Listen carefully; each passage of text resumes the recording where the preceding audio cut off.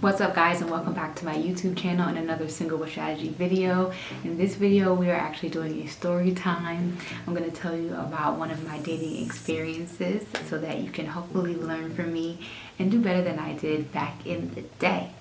I want to say that first things first, I got clearance from hubby to share these stories, so I'm going to tell it. I'm going to tell the story. And yeah, I just wanted to make this video so that you guys can just learn to know more about me and learn to know more about the inspiration behind single strategy and why it is I create the content that I do. So if you're interested in this, stay tuned.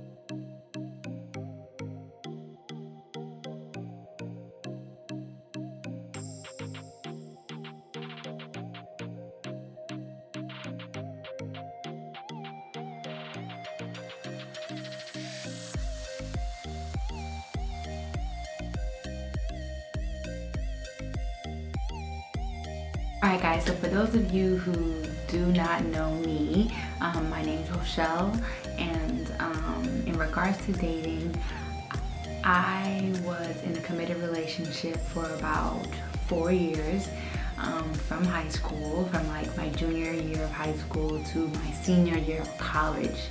So like the whole college career, I was pretty much booed up with my high school sweetheart. Thought we would get married, you know, young and naive stuff. Literally, when we would go on campus, people would call us Corey and Topanga. The first semester of our classes, we enrolled in the same classes together. It was that cringy. Like, we had all the same classes. So guess what? When he didn't go to class, I didn't go to class. So our grades at the end of the year were also pretty much identical. Do with that what you will. So just to give you some backstory, we met, high school sweetheart, college comes, right? And you know, we're growing apart, the relationship is starting to fizzle out, and it eventually does, right? And so we try to reconcile and get back together over the summer. It doesn't work out.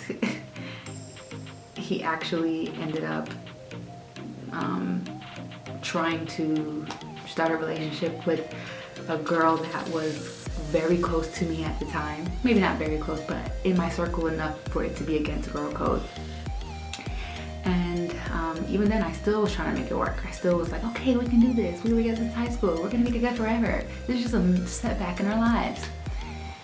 We're still not together, right? And so that happened over the summer, and so I came into my senior year of college kind of like, okay, like we're not together, and but I've always been a relationship girl. This was my longest relationship at the time, 4 years, but I had like 2 separate relationships that were each 2 years long before then. So I'm saying this to say that like I'm a relationship kind of girl. That is what I was used to. So I'm like, okay, it's my senior year of college. Let's go to school, and you know, along the way with my studies, you know, I'll find someone and I'll be in another long-term relationship, and this one will lead to marriage. And so, yeah, that's how I kind of was on campus. Not necessarily like looking for a guy, but like, you know, if another guy comes along, that's really gonna be my husband. And so college came, and I think it was very early in my senior semester, definitely first semester. I saw this guy. For the sake of this video, his name will be called Andrew. I saw this guy named Andrew. He was like the vice president of this organization that I really admired in school. Had all the things going on with him, attractive, fit, all these things, right? And had some mutual friends. So I was kind of like, all right, well, we're gonna have a get together, kick back. And so I didn't really know him that well, maybe saw him in passing, but knew we had mutual friends. So I kind of like made somebody put the word in, like, okay, we're gonna have a get together, and please invite this guy, right?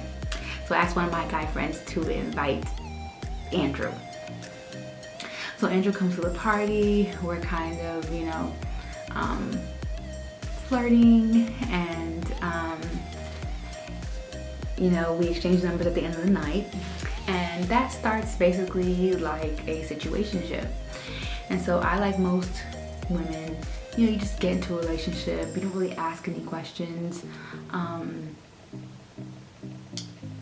and you eventually find yourself into a situationship, and that's basically what happened to me. Now, on one hand, I was really naive. Like I said, I really thought that like, oh, like we're gonna be in a relationship. Like, I like you, you like me, I'm a great girl, I'm a good girl, we're gonna be in a relationship, right? And so, I had no experience with casual dating at the time because, the guy who I dated in high school was like my first true relationship. Even though I had like those other 2-year relationships before, this was like my first true relationship. And so I thought all guys were like that. I was very wet behind the ears. And I remember as me and Andrew started to get closer and closer, like I remember telling him like, you're like the second guy, and just being really like oversharing with my story. And one, I don't think he believed me because most girls don't have that story, and two, I don't really think he cared in retrospect, right? And so nevertheless, that relationship turned into a situationship. Late night calls, late night show ups, see each other in public and act like we were really not together.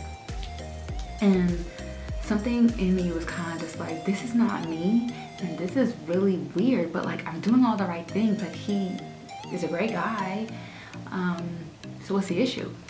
So what do? Like most women, instead of putting two and two together, I try to control the situation by saying, okay, well, I can cook and I can do this and I can do that. So I start going overload on this, right? I remember I was in college and I did not have a big allowance when it came to spending money, because on most college campuses you have meal plans. I didn't have a job, I didn't have a car, so I know my mom's kind of like, what you need money for, right? And so I would take my mom's hard-earned money, and that would be cooking steak for this dude. Steak. You heard that right. Steak. To let him taste my amazing meal and hopefully love me even more, right? Oh my God. And throughout our dealings together, at a certain point, I'm like, I liked him from the start, so I'm kind of just like, okay, I really like you. My heart's pounding out of my chest, like, what's the deal? What's up? And so I would ask him questions, trying to not, shake the table too much, right? And I would ask questions, and he would just be so unkind. I guess that's what it felt like at the time, but he was so honest to me, but it hurt, right? So like one time, it's so long ago, but I remember asking questions, I guess something along the lines of like, what are we, or what will we be? And he said something along the lines of, we'll probably keep doing this until you find someone better. And I was just like, or like until he finds someone better. And I was just like, no, but I love you. But I love you though, right? Another time, I think the same night where I cooked him steak, we had a conversation, and I don't remember what he said. And I said something along the lines of like, but I cook steak for you. And his response to me was, I didn't ask you to do that. And when he said that to me, like, it sunk in my heart. Like, it just like, I was like, he's not lying. He didn't ask me to do this. And I'm thankful for that situationship, because I think that truly was the catalyst to what I do now.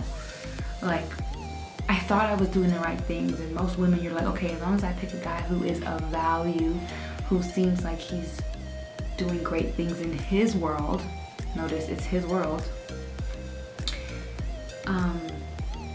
I'm picking the right candidates. I'm not picking a Joe Blow, right? But that doesn't mean anything when it comes to dating and relationships in regards to commitment, right? And so I learned a lot from that relationship. And I think that definitely was the catalyst to a lot of the things I do today. So I wanted to share that story with you.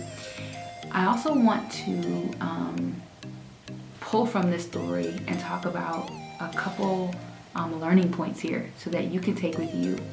And regardless of whatever season you're in your life, maybe it's a situationship, just kind of listen to my story and see what you can relate to and ask yourself some tough questions. So the first thing I want to talk about here is it's not about his accolades, right? A lot of people feel like if I just find a guy who is doing well in his world, then I can just be an amazing woman and he has no choice but to see that in me, right? And that's not necessarily the case, right?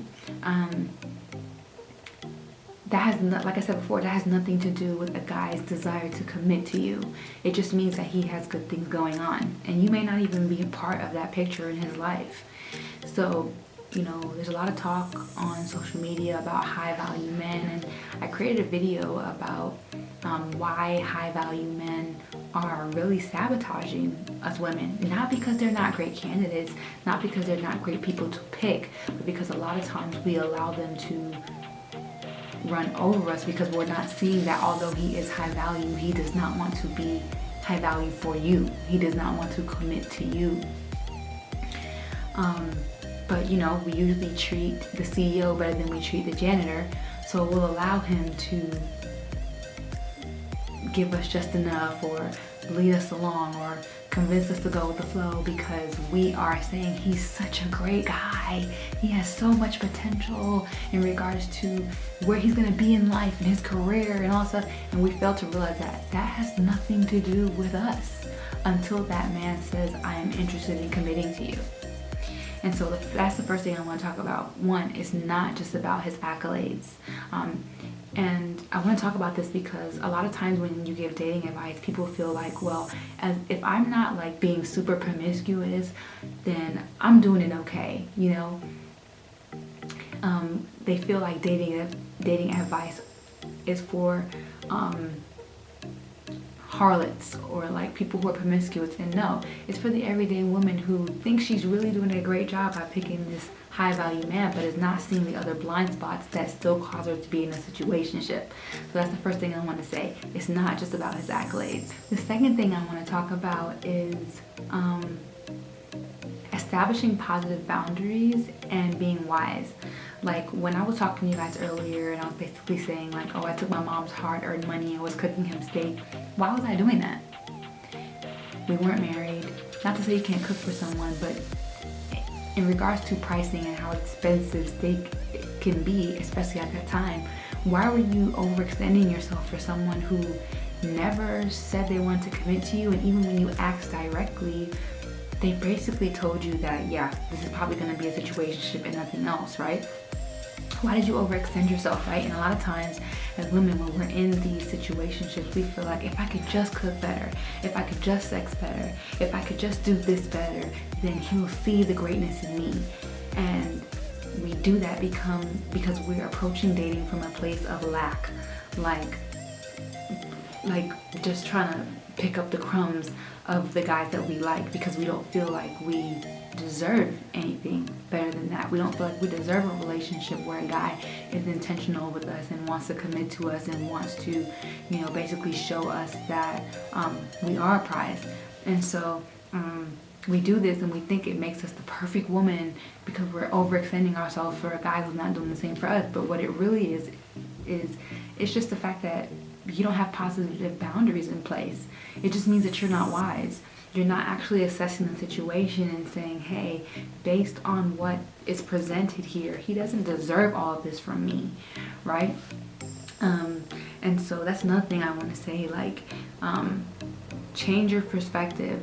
doing all these things and overextending yourself for a guy and trying to like show him wifely duties, that's not going to make him commit to you if he has no intentions of doing it. It has nothing to do with you per se and what you're doing, but more so the fact that he's not ready for a relationship, or he's not ready for one with you, or doesn't want one with you. I guess my last point in this part of the lesson is don't feel like because you're in a situationship and because a guy is having sex with you that means that you guys are on the track for a relationship, because it doesn't mean that at all. And I think that as women, we get into those situationships and we invest ourselves sexually, and then we kind of feel like, well, you owe me, you owe it to me to do right by me, right? And no, they don't. Especially when, you know, there were red flags there that we ignored, or, you know, there just wasn't any signs of commitment. So that's the sad thing I want to say. Don't try to be superwoman and be I'm every woman for a guy who is not even giving you the time of day and just giving you just enough to string you on. That is not, that's not cute. It means you lack wisdom. The third and last thing I want to say is like, stick to your guns, stick to your intuition.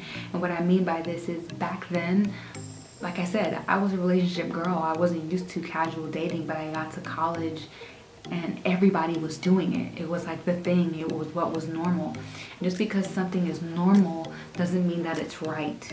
And so if you feel in your heart like, no, like, I want to be married. I want a family. I don't want to wait forever to get to that place in my life, and I want to date men who want to date me for marriage.